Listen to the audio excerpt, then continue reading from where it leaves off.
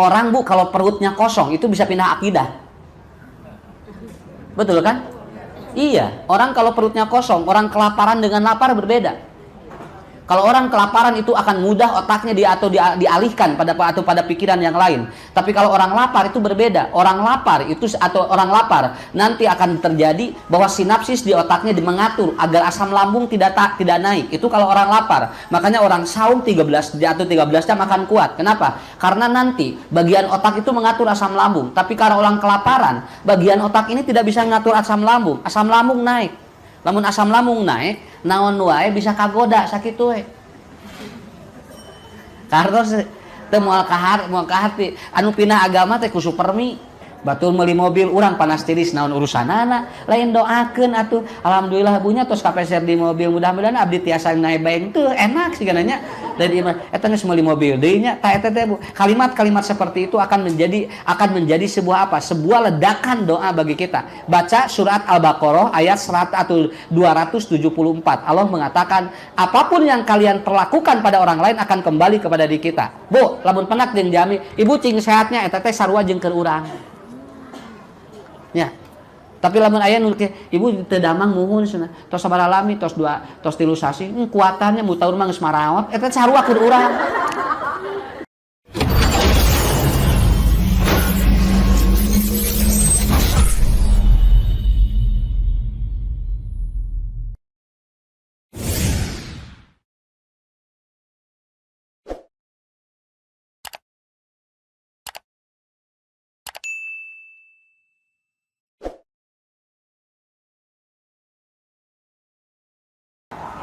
Ketiga, orang yang cemburu buta itu juga terjadi stres oksidasi. Cemburu boleh Bu, manusiawi, dan itu harus ada. Tetapi kalau sudah buta, itu akan menghalangi kebaikan-kebaikan. Kalau sudah menghalangi kebaikan, itu akan berbahaya. Kenapa? Karena ini adalah proses manusia. Makanya hindari 3 hal ini, insya Allah ibu tidak akan mengalami stres oksidasi. Tah 2 hijinya eta. Jadi ibu ulah ngewa kanu kahadeannya bisi engke kitu. Kalau ada kebaikan biarin, doakin aja ya. Kalau ada ustad anu eta keun bioskeun we antep. Naon sababna? Nu penting ulah ngewa we. Mun ngewa engke bakal kitu, capek ka urang. Ya. Capek. Ya, saya bisa ngomong gini, kalau tidak nangani orang nggak bisa Bu. Saya nggak ngeneng orang, ya. Kebetulan saya punya pesantrennya khusus menangani gangguan jiwa, ya. Stres, depresi, narkoba, itu saya tangani di pesantren saya. Tapi dengan metode apa? Yang ibu-ibu lansia itu rileks, diditu santai, ya. Di pesantren saya didik ibu-ibu itu, dipesel, ditotok aura, kemudian dipijat, lalu dia hafalan Quran, lalu dia hafalan hadis, enak, dikasih metode-metode pembelajaran akidah, akhlak, santai Bu Didit, ya. Kenapa saya bisa ngomong ini? Karena kasus-kasus yang terjadi seperti itu. Bisa dipaham Bu? Ya. Berapa tuh? Dan berapa dari 3 orang? 1. Yang kedua, orang yang sulit dinasihati adalah apa? Waqatul mahabbah, orang yang jatuh cinta. Orang yang jatuh cinta tidak bisa dinasihati kecuali orang yang mencintainya. Gak mudah Bu menasihati orang jatuh cinta kecuali oleh orang yang dia mencintainya. Sok ibu titah budak mandi, dahara rese atuh. Agra ibak ngesore, hese budak di titah mandi eta. Telepon ku kabogohna, atos ibak teh acan, ibak heula jo mandi we. Nah, ari budak ku urang nyahala rese nya. Nah, ari ku kabogohna geura jol mandi, mandina teh lila di jeung nyanyi, bae teu ngeunaheun nyanyina teh. Ya, artinya apa? Menasehati orang yang jatuh cinta itu tidak mudah kecuali oleh orang yang mencintainya. Ya, waqatul mahabbah namanya. Coba Bu, Rasulullah Shallallahu alaihi wasallam sendiri ketika ada orang yang mencintai ini pasti benci ke ini. Engke ku ieu domeanana, ini yang disebut dengan apa? Inilah yang disebut dengan figur authority. Figur otoritas ini adalah apa? Ada anak, ada orang yang tenurut ku urang tapi ku ieu nurut. Naon sababna? Aya hubungan cinta jeung eta. Ya. Sok tinggal Bu. Ketika kita punya apa? Kita kerja keluarga, hese ku saha we, tapi aya lamun cariosan teh diturut teh. Tapi artinya apa? Dia connecting dengan itu. Ibu jangan bisa mengandalkan. Saya seringkali mempraktekkan begini. Kalau anak sulit dinasihati oleh kita, tapi ada gurunya kalau ngomong diturut ka urang, pesenkeun ka guru nu eta. Ibu puntennya pun anak teh gugahna teh sok siang wae manawi ku ibu mah sok nurut da sok nyarios wae di bumi teh. Ibu pesenin ke guru ini. Nanti guru ini ngomong kepada anak kita. Ini namanya figur otoritas. Figur otoritas akan membuka alam bawah sadar dan dia akan terbuka dan sulit untuk ditolak. Itulah caranya. Beginilah Bu. Kadang kasus yang terjadi adalah apa? Kita tidak memiliki figur otoritas padahal ada siapa? Begitu. Orang-orang yang dia itu terlibat kenakalan itu terkadang nurut ka ketuana. Ku urang mah dipapatahan hese. Tapi ku ieu mah jo nurut we. Eta, ini kenapa? Karena orang yang jatuh cinta tidak mudah. Jatuh cinta terhadap sebuah kelompok, jatuh cinta terhadap sebuah jaringan, itu tidak mudah dinasihati oleh kita. Harus oleh dianya yang jatuh cinta. Apang meserkeun minyak ka warung era atuh mas na abdi geus bujang meuli minyak. Atuh saha deui da mah teh aya piwarangeun cenah jungku ujang era bu budak dan geus bujangnya meuli minyak ka warung telepon ku kabogohna ti Tangkuban Parahu. Ini ieu neng nuju ka Langsu di mana Tangkuban Parahu tiasa ka dieu cenah wios kana naon nya nyenak motor gurudug ini ka Tangkuban Parahu geura bari ti dieu geura bu sok kabayang ari indungna berage kadinya nitah nada teu nurut ari kabogohna di Tangkuban Parahu disusul tah eta bu cinta mah luar biasa brek kaditu ngajugjug. Kenapa? Karena kalau orang sudah cinta terhadap sesuatu akan mengaktifkan 3 hal. 1, dia akan aktif pergerakan hidupnya. Itu orang jatuh cinta. Jatuh cinta bergerak. Ibu dari mana-mana ini ngaji. Kenapa? Sudah cinta pada lingkungan ini. Bergerak ngaji dari jauh pun. Kenapa? Karena yang nempel belum tentu bisa ngaji. Ya. Kadang orang ti mana we ararangkat ka dieu. Ya, aya nu ti mana saurna me aya pangtebihna ti mana? Cileunyi. Tuh, Cileunyi masih Indonesia itu. Iya. anu kamari teh sieun lini urang Lembang. Usaha sieun abdi sieun lini cenah. Sieun aya lini deui. Ibu di mana lingih di Lembang cenah. Sieun Tangkuban Parahu cenah ditu. Ari ibu cenah abdi semedai. Bade ngalih we ka luar negeri ka mana? Ka Garut. Ibu. Nah, ini ya. 1, orang yang jatuh cinta bergerak, at-taharrukah, al-mahabbah at-taharrukah. Orang jatuh cinta bergerak ya. Itu hebat. Sel-sel dalam tubuh akan bergerak apabila ada cinta yang mengalir. Begitulah. Ya. Rumah tangga yang sering berdebat itu akan terjadi penyumbatan di darah. Tapi rumah tangga yang sering bercinta akan aliran darahnya lancar. Sakit tuh ya. Coba rumah tangga loba debat, engke penyumbatan darah. Nya tuh, sana naon geus debat pas saya geura sok. Domanya nyala rumat kabehanana. Ya, Pak bumi teh di mana? Di real estate. Antong di Regensi, real estate Regensi. Sana naon, Bu? Tanya teh aya duit teh? Teu aya. Atuh jauh pas saya heula. Ya. Tapi kalau dia penuh cinta apa? Mah kira-kira rumah kita mau di mana? Tergantung Bapak aja, yang penting nyaman buat kehidupan kita dan kita bisa beribadah kepada Allah. Nah, gitunya gulusur eta teh da jola lancar aliran darah teh. Makanya kusim kuring sok diperhatikeun punya. Lamun sarogena pinter jeung salakina pinter jeung pamajikanna pinter, terkadang naon we diskusi lila. Nu baralat mah tara, Bu. Coba nu baralat tara da diskusi. Lancar we naon ge. Nu palintan merek minum wae nepikeun ka Pak ini mengandung ini gini cek salakina teh kitu. Cek pamajeng apa hese rek minum wae nu belet mah moal. Lek wae nginum naon. Ya, coba jarang keluarga anu baralet kumaha gitu tegang jarang. Kitu we alasu ka kamar galoler nu baralet. Ya. Coba nu pinter, wah rek sare wae debat heula, diskusi heula, da paling teuing. Macak dipikir-pikir kabitanya jadi nu beuleut. Iya.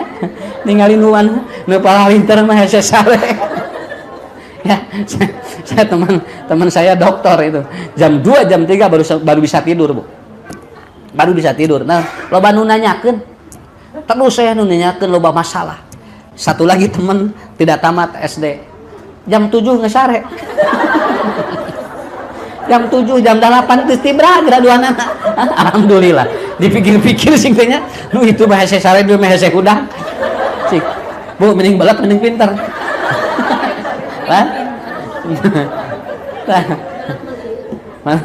Maksudnya mah mun pinter kudu sesuai, lamun balat ge kudu sesuai. Nah, jadi apa? Jatuh cinta itu ataharukah, bergerak. Yang kedua apa?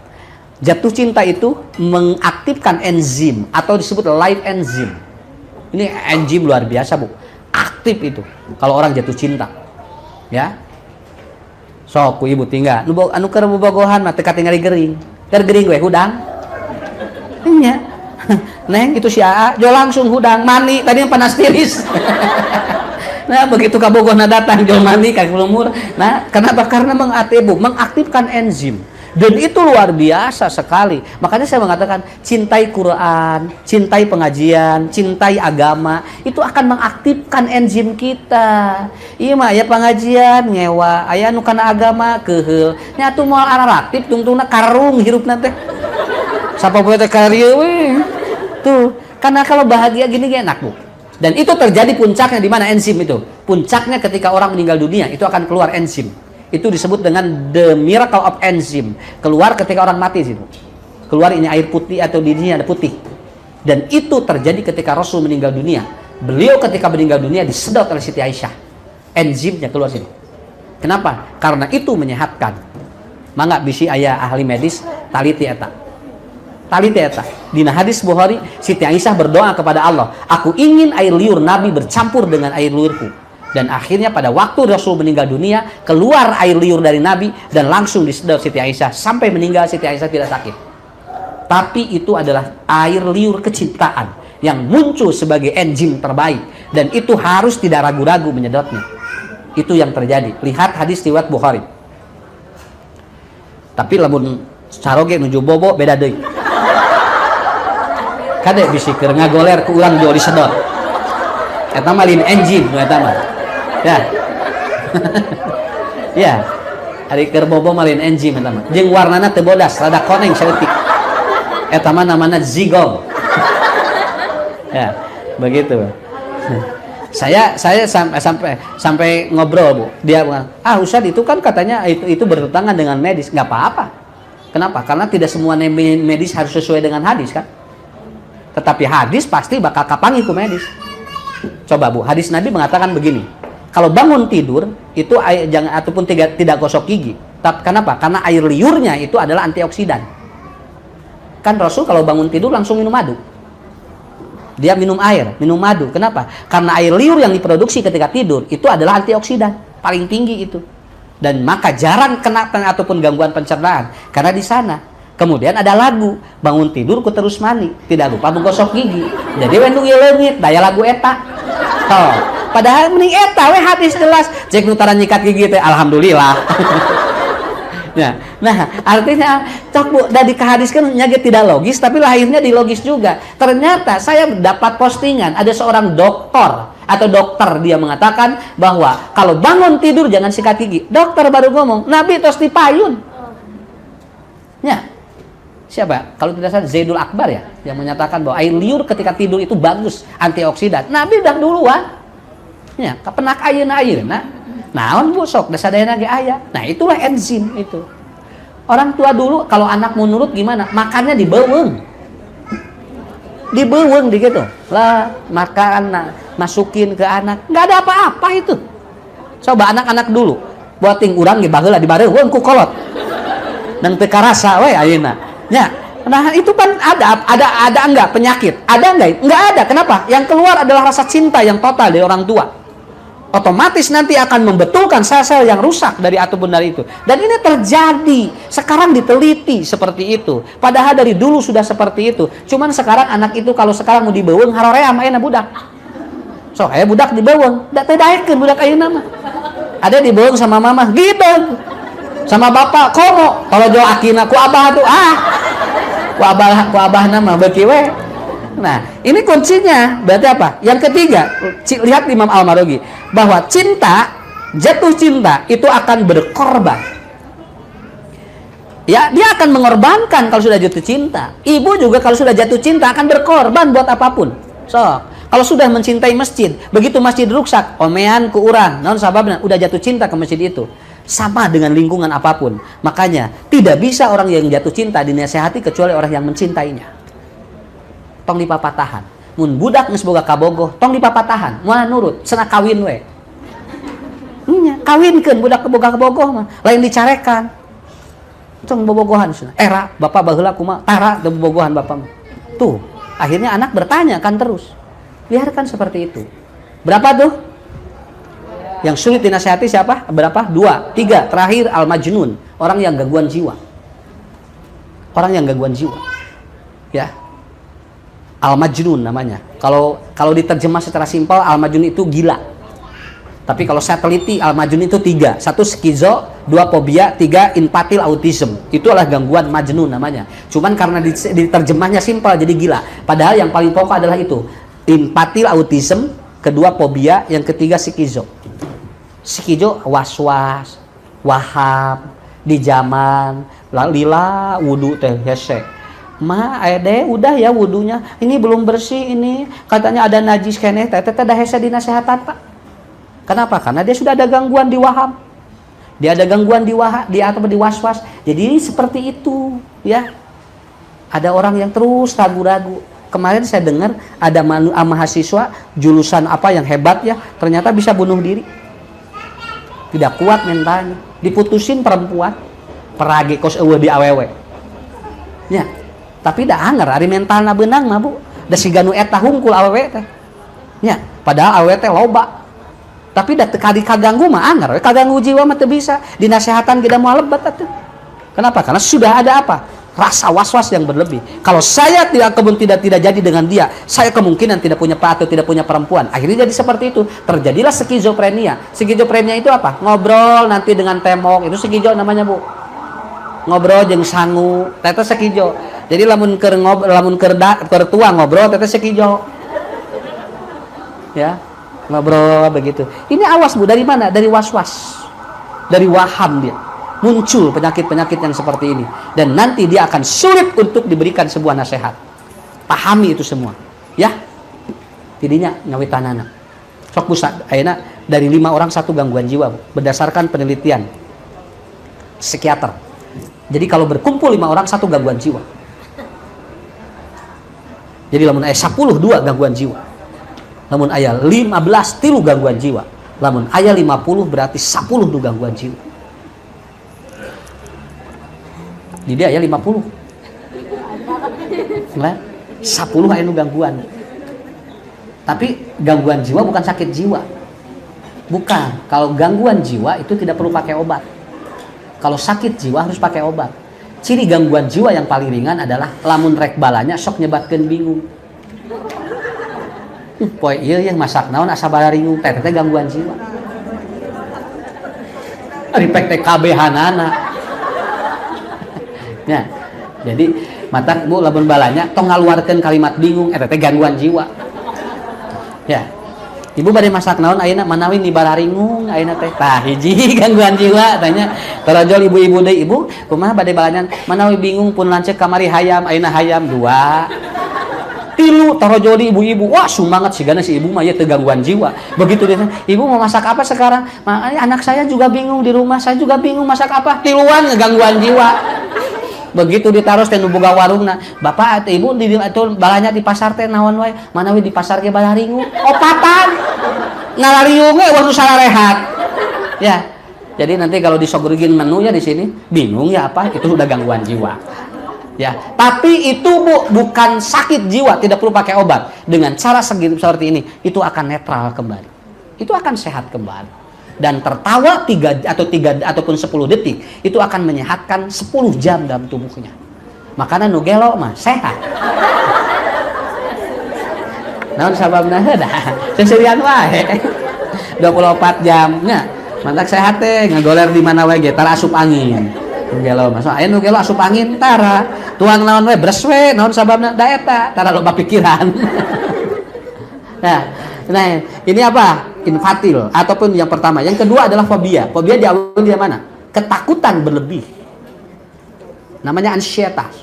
Bagaimana orang selalu ataupun berbicara takut. Punten Bu, kalau masih ada suami jangan ngomong suami kalau mati. Itu namanya fobia awal. Pak, kumahanya lamun bapak maut kan aya keneh.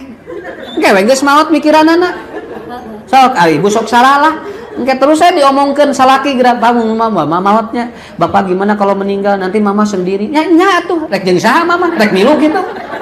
Ya, tapi itu terus diomongin lama-lama apa? Ya suami juga jengkel lama-lama disebut mati. Padahal ibu tinggal doain saja. Kalau ternyata suami masih ada, doain ya Allah, mudah-mudahan suami saya sehat, panjang umur. Lain dia maahan we. Kumanya lamun bapak maut.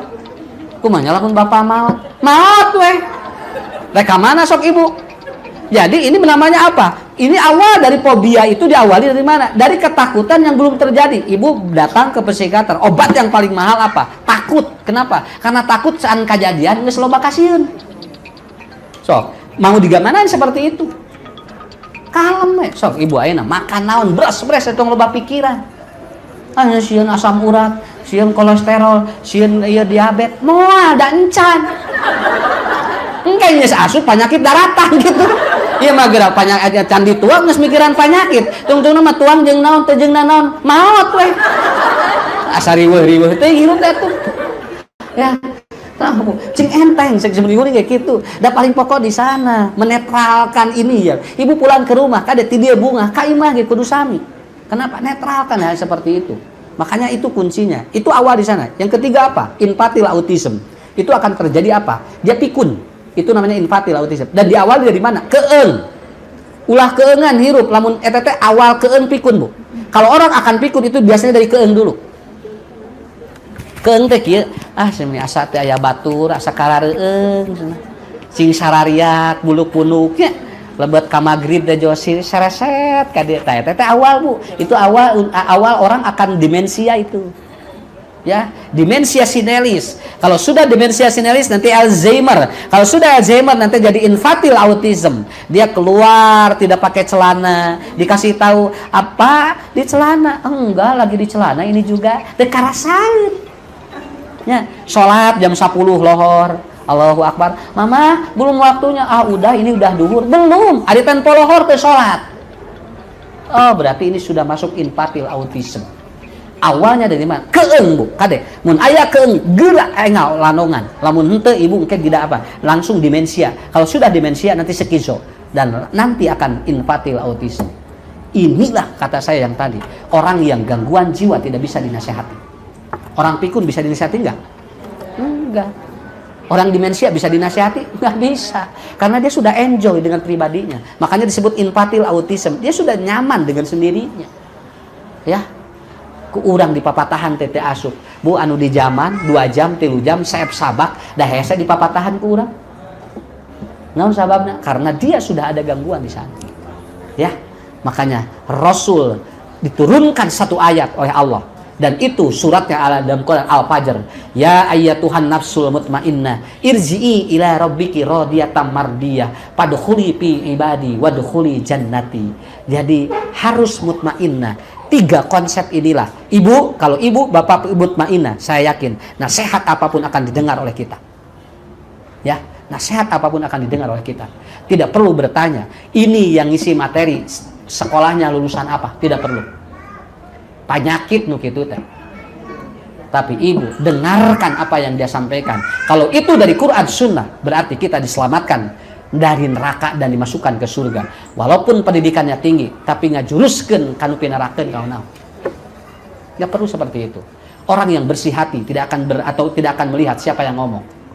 Orang yang bersih hati, dia akan berpikiran mana yang benar. Itulah yang disebut dengan 3 konsep yang tadi. Ibu-ibu, bapak-bapak yang dirahmati Allah, ini yang dapat saya sampaikan. Sebuah materi yang mudah-mudahan sebetulnya sudah pernah didengar, tapi hanya menguatkan. Dan ini sekedar sharing supaya nanti kita ada penguatan mental dalam hidup. Intinya ibu-ibu lebih santai, lebih rileks supaya ibadah kita lebih diterima oleh Allah Subhanahu wa taala.